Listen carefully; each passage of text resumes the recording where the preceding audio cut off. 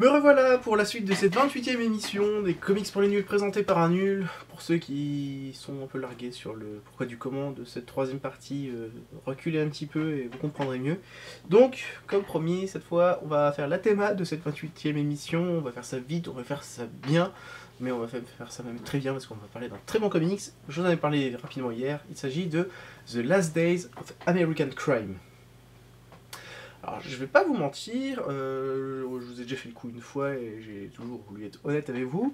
Ben voilà, The Last Day of American Crime, c'est un comics que j'ai reçu de l'éditeur Emmanuel Proust. C'est la première fois que je lis un comics édité par Emmanuel Proust, même si ce ne sont pas à leur coup d'essai, même si c'est pas forcément ce qu'ils font non plus le plus. Et donc voilà, bah, à la base en fait, c'était pas un comics qui m'attirait plus que ça en fait. J'ai lu pas mal de choses, le coup de cœur de l'été 2010, l'un des comics de l'année. Mais voilà, pas d'accroche particulière, donc pas pressé de le lire tout simplement. Et puis bah je l'ai reçu, vraiment par hasard, hasard complet, ça arrive pas souvent que je reçoive. Hein. Mais voilà, bah, du coup, bah, je l'ai lu, hein, quand même, on va être gentil, on va être poli. Donc je l'ai lu et banco. Franchement, excellent comics. Donc du coup, bah, quand le 2 il est sorti, bah, j'ai couru l'acheter.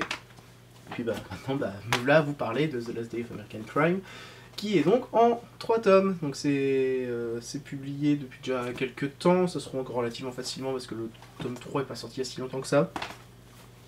On va tout de suite partir sur le côté un peu douloureux de The Last Day of American Crime, c'est que c'est 14,95€ le tome, donc ça fait grosso modo 45€ le tout. C'est cher, je vous l'accorde.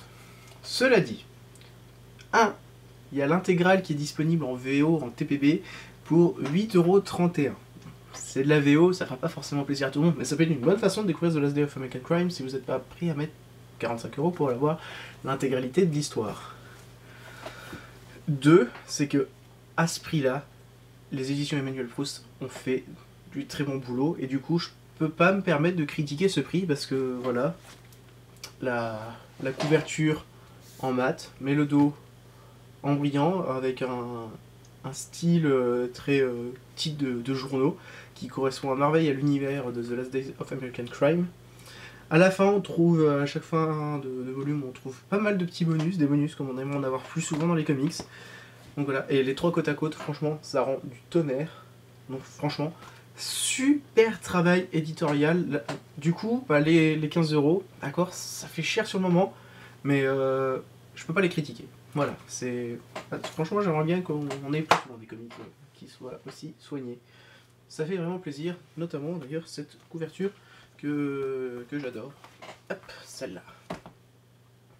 Voilà, je la trouve juste magnifique. Couverture signée par Alex Maliv. Je vous en ai déjà parlé lors de l'émission précédente, la 27e, pour Spider-Woman, si je ne me trompe pas.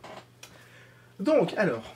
The Last Day of American Crime. En plus d'être un comics soigné sur la forme, il y a un fond. Le fond, en fait, c'est une histoire de disparition de l'argent liquide au profit que de cartes de crédit. C'est aussi sur fond d'ondes qui interdiraient toute personne de commettre des actions violentes, telles que le vol, le racket, les agressions, quoi que ce soit, mise en place par le gouvernement de façon plus ou moins secrète. Et c'est l'histoire d'un groupe de braqueurs qui va tenter de faire son dernier braquage, l'ultime braquage, donc juste avant que tout ceci se mette en place. Et donc c'est ce groupe de braqueurs qu'on va suivre dans The Last Day of American Crime. Du coup, bah, les personnages, ils sortent un peu de l'ordinaire. Il n'y a pas vraiment de gentils dans The Last Day of American Crime. On suit des méchants, parce que voilà, leur but c'est de faire un braquage et après de se la couler douce. Et du coup, bah voilà, il y a que des gueules cassées, il y a que des personnages un peu ambigus, il y a pas mal de fous furieux là-dedans. Du coup, bah, The Last Day of American Crime, c'est un comics à pas mettre dans les mains des petits enfants, parce que c'est violent, parce qu'il y a du sexe, parce qu'il n'y a pas des choses très très gentilles qui sont dites. Mais voilà, ça sert vraiment l'histoire, parce que Rick Remender, qui signe l'histoire, bah, il a fait de l'excellent boulot, parce que voilà, le scénario, on s'ennuie pas, il va vite, mais il reste compréhensible, et bah, du coup, ça ça passe vraiment bien, et voilà, c'est pour ça qu'à la fin de la lecture du premier tome, j'ai voulu lire le deuxième. D'ailleurs, le découpage n'est pas extrêmement génial, on va dire. Les scènes, chaque numéro s'arrête vraiment sur un cliffhanger, mais très très gros cliffhanger. Hein. C'est limite, on a l'impression que la scène elle était coupée au milieu. Bon, après, ça, on peut pas y reprocher grand chose, hein, c'est classique comme technique. Mais ouais, à la fin du premier, on s'attend presque à avoir une page derrière. Enfin, est-ce que ça continue? Mais non, c'est pas le cas. Bref, voilà, c'est du bon boulot. Donc vous connaissez un peu le scénario, vous connaissez l'édition, maintenant on va passer au dessin de Greg Tkachine, qui signe du super boulot. Première planche, ça met tout de suite les choses au clair. C'est violent, il y a du sang, il y a des femmes, il y a une femme, celle que vous voyez sur toutes les couvertures, qu'on va vite découvrir de façon un peu plus...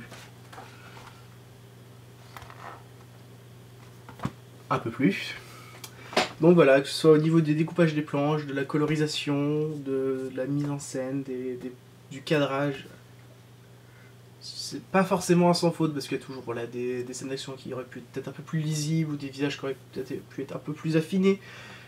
Mais le dessin, il suit vraiment la route. Et il sert à merveille le scénario en fait. Et honnêtement, quand j'ai lu The Last Day of American Crime, je me suis dit qu'on avait presque un storyboard parce que voilà, les dialogues étaient vraiment... Les dialogues sont vraiment bien foutus, ça se lit super bien, le dessin il nous met vraiment dedans, ça faisait un peu storyboard et bah, ça tombe bien parce que c'est prévu que... c'est même en route, je crois qu'il y a un film, The Last Day of American Crime. Je suis pas génialement fan des adaptations de façon générale. Là, je serais peut-être quand même un peu curieux de voir ce que ça va donner, parce que, bah, franchement, excellent boulot, que ce soit au scénario, au dessin et à l'édition. Et du coup, bah, je peux que vous conseiller The Last Day of American Crime. D'habitude, je vous conseille plutôt des grandes séries, des choses comme ça. Bah là, voilà, il y a juste ces 3 numéros-là, et c'est ça qui est aussi bien, c'est que, bah, on suit l'histoire, elle a un début, un milieu, une fin. C'est un peu comme une nouvelle qu'on lirait comme ça un soir. Bah là voilà, c'est une excellente nouvelle. C'est bien dessiné encore une fois, c'est bien scénarisé, ça fait plaisir à lire. Et encore une fois, je souligne le travail d'édition qui m'a vraiment étonné parce que les couvertures rendent génialement bien comme ça en mat. Bref, bah du coup chapeau à tous ceux qui ont bossé sur The Last Day of American Crime.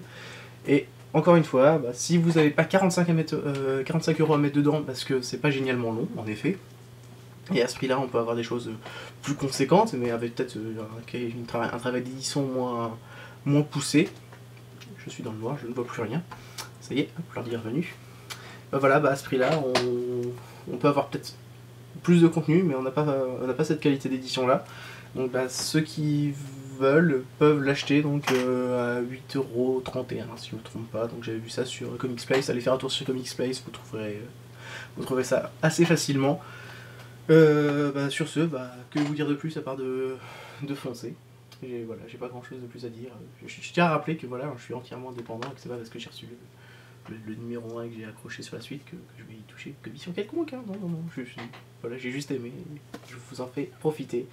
Voilà, bah du coup, on va remettre celle-là bien en avant parce que celle-là, elle est géniale cette couverture. C'est pas ma couverture préférée de tous les comics que j'ai, mais franchement celle-là, elle déchire, elle est magnifique. Voilà, du coup on va terminer sur cette image parce qu'elle déchire. Et puis bah du coup, bah moi je vous dis à demain pour la bonne adresse. Voilà, petit à petit l'émission va toucher à sa fin. En attendant, bah, je vous souhaite une bonne soirée à tous. J'espère pouvoir publier cette émission dès ce soir. Donc là on est mardi soir, j'espère que vous ne l'aurez pas le mercredi matin. Sinon, bah, tant pis, désolé, hein. Je fais ce que je peux là. Mais voilà, bah, du coup, prenez soin de vous, lisez The Last Day of American Crime si vous pouvez le lire. Et puis, bah, en attendant, bah, amusez-vous. Allez, bonne soirée.